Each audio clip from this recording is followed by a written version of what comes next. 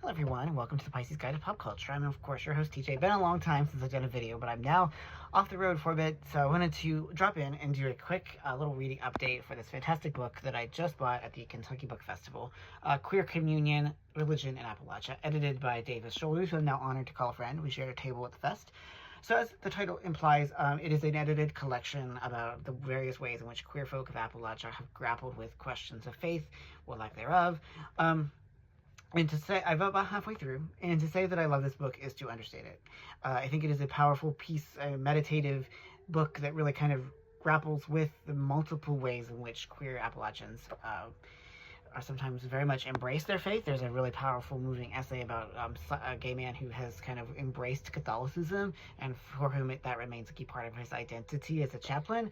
There are stories about grandmothers and mimas here that obviously, I really had to put the book down for a few minutes because it was really just sort of getting to me, given my own kind of grief for my grandmother that is still very raw and very real. And, I have, like many people in this collection, a fraught relationship with both faith and my Appalachian heritage. I've been disowned by family members, not my parents, thankfully, but other family members who have wielded religion as a cudgel. And Willie Carver, who is, the sort of queer Appalachian writer out there, someone who I greatly respect and admire, writes the introduction and really speaks eloquently about his own sort of distancing and alienation from his religious upbringing. There are tales in here of trans folks, of queer folks, of non-binary people, of all kinds of evangelical upbringings. And that's, I think, what I really appreciated was the sort of diversity of religious traditions that it engages with. There is a sort of I think, assumption by many people that Appalachia is strictly evangelical, but we see in this book that that's not the case.